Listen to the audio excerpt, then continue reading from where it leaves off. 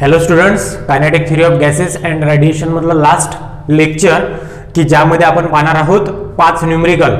तर actually 4 numerical मी आज घेणार आहे आणि राहिलेलं जे एक न्यूमेरिकल आहे तर ते ॲज अ होमवर्क म्हणून तुम्हाला देणार आहे. ठीक आहे, तर हे लक्षात ठेवा. तर लेक्चर तर आपण कंटिन्यू करूच, बट त्या अगोदर थोडंसं इम्पॉर्टंट अशी नोटीस आहे की जवळपास तुमचे मार्च किंवा एप्रिलमध्येच एक्झाम होऊ शकतात. मार्च किंवा एप्रिलमध्ये तुमच्या एक्झाम होऊ शकतात, नोट डाऊन करून ठेवा. ठीक आहे. त्यानंतर सेकंड पॉईंट असा की ज्या एक्झाम होतील तुमच्या, तर त्या एक्झाम ह्या ऑनलाईन पद्धतीने होतील. जशा तुमच्या CET च्या होतात सेम फॉर्मॅटमध्ये तुमच्या एक्झाम होतील. आलं लक्षात? इथं सर्वांनी हे नोट डाऊन करून ठेवा की तुमच्या लाईक CET ह्या एक्झाम होऊ शकतात आणि त्या एकदम स्ट्रिक्ट राहतील. त्या एकदम स्ट्रिक्ट राहतील जशा CET च्या राहतील आणि त्यांची लेवल पण थोडीफार हाय असेल. ठीक आहे, म्हणून त्यानुसार तुम्हाला प्रिपेअर व्हायचं आहे. आलं लक्षात? तर बघा, कोणतीही आता वेळ न घालवता आपण नेक्स्ट न्यूमेरिकल बघू. Numerical number 21. The emissive power of sphere of area 0.02 metre square is 0.5 kilo calorie per second per metre square. What is the amount of heat radiated by spherical surface in 20 second. ठीक आहे, आपल्याला इथं find काय करायचं आहे, तर इथं आपल्याला फाइंड करायचे amount of radiating heat. Okay, that is Q find करायचं आहे. तर 1 बाय 1 मी सर्वात अगोदर गिवन डाटा लिहितो. बघा, तर गिवन डाटामध्ये सर्वात अगोदर जे दिलेली टर्म आहे तर ती आहे the emissive power of sphere of area 0.02 metre square. Okay, सर्वात अगोदर एरिया दिलेला आहे आणि एरिया आहे 0.02 मीटर स्क्वेअर. आलं लक्षात? First term. त्यानंतर दिलेली आहे emissive power, that is R दिलेला आहे. आर आहे 0.5. आर आहे 0.5 kilo calorie per second. Okay, त्यानंतर लास्ट टर्म दिलेली आहे, टाइम दिलेला आहे 20 second. Okay, kilo calorie per second metre square. Okay, त्यानंतर लास्टली दिलेली आहे आपल्याला टर्म, ती म्हणजे ए दिलेला आहे, आर दिलेला आणि टाइम दिलेला आहे. तर टाइम आहे 20 सेकंद. आलं लक्षात? आणि तुम्हाला फाइंड करायचा आहे क्यू. सोपी आहे एकदम. Solution we know that. काय फॉर्म्युला आलं का लक्षात? R equal to Q upon A into T. बरोबर आहे ना? आर इक्वल टू काय आहे? Q upon A into T. Okay, that is the amount of heat radiated per unit area per unit time is equal to emissive power. Hence आपल्याला काय calculate करावं लागतो? Q equal to R ची value किती आहे? 0.5 into area किती आहे? 0.02 metre square. Okay, 0.02 आणि त्यानंतर टाइम किती आहे? 20 सेकंद. ठीक आहे, क्यू हे सर्व कॅल्क्युलेशन करा. एनर्जी कशामध्ये येईल? जूलमध्ये येईल. ठीक आहे, अशा प्रकारे सोपं आहे एकदम न्यूमेरिकल. तर बघा, मी एक स्टडी करत आहे, तर त्यामधून असं एक लक्षात येऊन राहिलं की जे न्यूमेरिकलची लेवल आहे तर ती थोडीशी लो लेवल आहे मागच्या as compare to previous syllabus. हे जे सर्व न्यूमेरिकल आहेत हे एकदम इझी न्यूमेरिकल आहे. ओके, नोट डाऊन करून ठेवा आणि हे कॅल्क्युलेशन करा.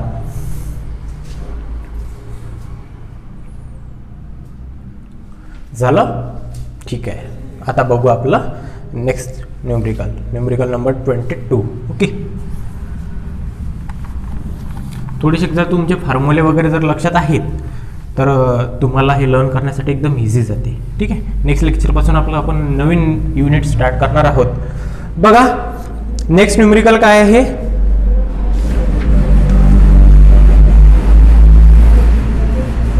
तर जे नेक्स्ट न्यूमेरिकल आहे तर ते आहे compare the rates of emission of heat bye a black body maintain at 727 degree Celsius and at 227 degree Celsius. If the black bodies are surrounded by an enclosure, okay, that is black, at 27 degree Celsius, what would be the ratio of their rates of loss of heat? Okay, that is R1 as R2 आपल्याला find करायचं आहे. R1 as R2 आपल्याला find करायचं आहे आणि by using two temperatures are given. Okay, तर बघा, सर्वात अगोदर गिवन डाटा लिहितो मी. काय तर पहा, गिवन डाटा आहे यामध्ये T0 कॉन्स्टंट टेम्परेचर. तर constant temperature that is T0 आहे इथं दिलेलं 27 डिग्री सेल्सिअस. किती आहे? 27 डिग्री सेल्सिअस. ठीक आहे, तर 27 डिग्री सेल्सिअस म्हणजे जवळपास 300 केल्विन. ठीक आहे, त्यानंतर पहिलं टेम्परेचर दिलेलं आहे T1, तर पहिलं टेम्परेचर किती आहे 727 डिग्री सेल्सिअस. किती आहे 727 डिग्री सेल्सिअस. 727 डिग्री सेल्सिअस म्हणजेच 727 आणि जवळपास 273. तर ही जी व्हॅल्यू आहे तर ही व्हॅल्यू येते जवळपास 1000च्या जवळपास 1000 येते. ठीक आहे. आणि T2 बघा काय आहे, तर T2 आहे 227. ठीक आहे. T2 आहे 227 डिग्री सेल्सिअस, दॅट इज जवळपास 500 केल्विन. ठीक आहे. आणखी काय दिलेलं आहे आपल्याला यामध्ये, तर यामध्ये आपल्याला दिलेलं आहे T0, T1, T2. Okay. And आपल्याला कॅल्क्युलेट काय करायचं आहे, तर बघा आपल्याला कॅल्क्युलेट करायचं आहे R1 ॲज R2 आपल्याला काय करायचं आहे फाइंड करायचं आहे. ठीक आहे. 2 टेम्परेचरवर. ठीक आहे. म्हणजेच R1 upon R2. Okay. Rate of emissive power okay at T1 degree Celsius and T2 degree Celsius. Okay. हे काय करायचं आपल्याला फाइंड करायचं आहे सोल्युशन. बघा आपल्याकडे एक फॉर्म्युला आहे, तर फॉर्म्युला कोणता आहे आपल्याकडे, कोणता फॉर्म्युला आहे आपल्याकडे, तर Q upon A into T equal to काय असते R असतो. काय असतो R असतो. ठीक आहे. मग dq by dt into equal to काय येईल मग A इंटू R येईल. ठीक आहे. स्मॉल टेम्परेचरवर. ठीक आहे. आणि R1 अपॉन R2 आपण कशा प्रकारे घेऊ, तर बघा एक आपल्याकडे आणखी एक फॉर्म्युला आहे, तर फॉर्म्युला कोणता आहे, आपण तिथं हे केलं होतं कन्वर्ट केलं होतं, तर काय फॉर्म्युला होता आपल्याकडे पुन्हा, तर R1 अँड फॉर R2 साठी, R1 आणि R2 साठी काय फॉर्म्युला होता आपल्याकडे बघा, तर R1 आणि R2 साठी आपल्याकडे फॉर्म्युला होता dq1 बाय dt. हा तर कॉन्स्टंट फॉर्म्युला आहे, that is dq1 by dt. Okay. For first and this is dq2 by dt for second. ठीक आहे. ओके. याला लिहू शकतो आपण अशा प्रकारे. आणि त्याचं काय असते कन्व्हर्सेशन, एक एक्सप्रेशन पाहिलं होतं आपण, तर ते एक्सप्रेशन काय होतं E into sigma A T1 square minus T0 power 4 I think. Okay. Power 4. ठीक आहे. T1 power 4 minus T0 power 4. Okay. Right.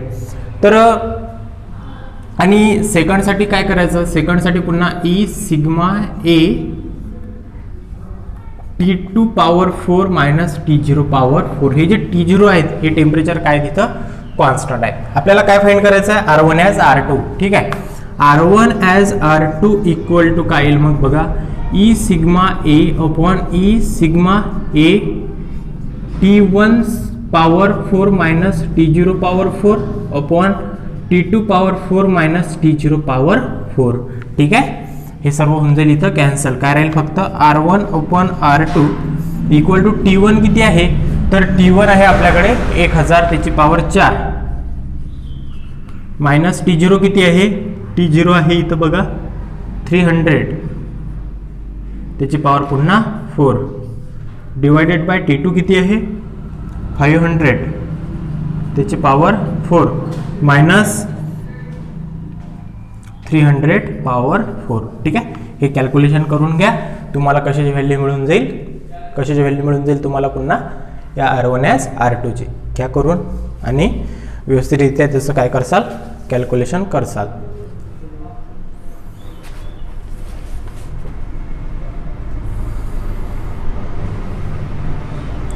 झालं. ठीक आहे.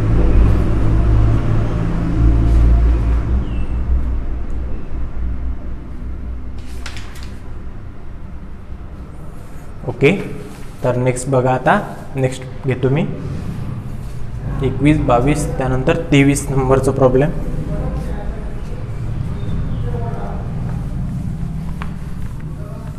सोपे न्यूमरिकल आहे.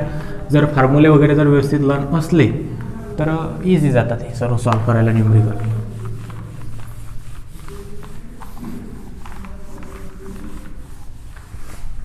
बघा नेक्स्ट न्यूमरिकल काय म्हणते. 21, 22 आणि हे जवळपास 23 नंबरचं 23 नंबरचं न्यूमरिकल बघा. अर्थ mean temperature. Okay. Earth mean temperature can be assume to be 280 Kelvin. How will the curve of black body radiation look like for this temperature? Find out lambda maximum. In which part of the electromagnetic spectrum does this value lies?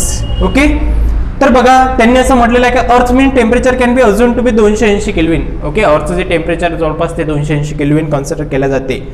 How will the curve of black body radiation, black body रेडिएशनची curve कशा प्रकारे राहील या टेम्परेचरवर आणि कोणत्या region मध्ये येईल ते. ठीक आहे, जसे इन्फ्रारेड, ओके, अल्ट्राव्हायोलेट, एक्सरे, हे जे सर्व व्हिजिबल, हे जे सर्व स्पेक्ट्रम आहे, तर या कोणत्या स्पेक्ट्रम मध्ये हे ब्लॅक बॉडी रेडिएशन हे अर्थच्या टेम्परेचरवर कन्सिडर केलं जाते आणि यामध्ये आपल्याला काय फाइंड करायचं आहे, lambda max. Okay, that is the maximum wavelength. Okay, तर बघा सर्वात अगोदर लिहून घेऊ गिवन डाटा. गिवन डाटामध्ये सर्वात इम्पॉर्टंट आहे बघा, एक या प्रॉब्लेममध्ये थोडीशी चेंजेस आहेत ते मी तुम्हाला नेक्स्ट सांगतो. तर गिवन डाटा आहे, टेम्परेचर आहे जवळपास 280 केल्विन. किती आहे, टेम्परेचर आहे 280 केल्विन आहे. त्यानंतर बी इथं दिलेलं नाही, तर तुम्ही बी लिहून घ्या. तर बी आहे 2.897 into 10⁻³ metre kelvin. Okay, 2.897 into 10⁻³ metre kelvin. Okay, ठीक आहे. तर आता इथं आपल्याला काय फाइंड करायचं आहे, लॅम्बडा मॅक्स. हा काय करायचा आपल्याला फाइंड करायचा आहे. तर बघा solution, we know that lambda max equal to काय असते सांगा, B/T. Lambda max equal to B/T. So the lambda max equal to becomes equal to B is 2.897 into 10⁻³ upon T is given, that is 280 Kelvin.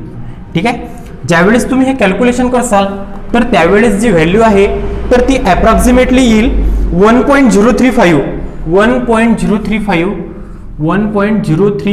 into 10⁻⁵ metre. ठीक आहे, हा झाली lambda मॅक्सची value. ठीक आहे, तर तुम्हाला हेच फाइंड करायचं आहे की एवढी जी वेव्हलेंथ आहे तर ही वेव्हलेंथ कोणत्या रिजन मध्ये येते, कोणत्या रिजन मध्ये येते, अल्ट्राव्हायोलेट मध्ये येते की इन्फ्रारेड मध्ये येते, ओके, की व्हिजिबल मध्ये येते. तर हा रिजन तुम्हाला फाइंड करायचा बाय युजिंग स्पेक्ट्रम.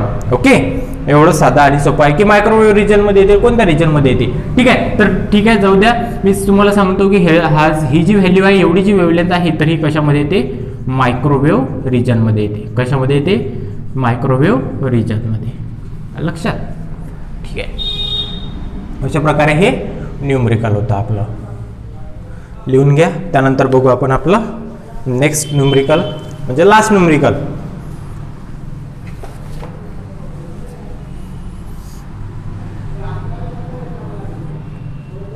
व्यवस्थितरित्या ह्या सर्व गोष्टी नोट डाऊन करून घ्यायच्या.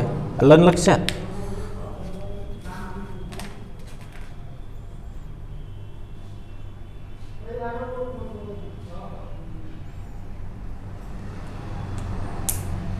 ठीक आहे, एक लास्ट न्यूमरिकल घेतो मी फक्त आता.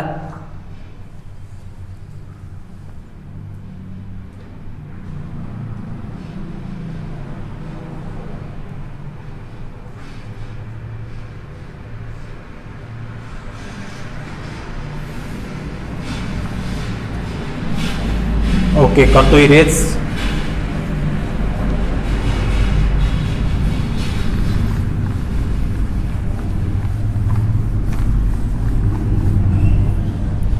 Okay, now next problem is a small blackened solid copper sphere. Okay, small blackened, okay, एक small solid sphere आहे की तो ब्लॅक कलरचा आहे.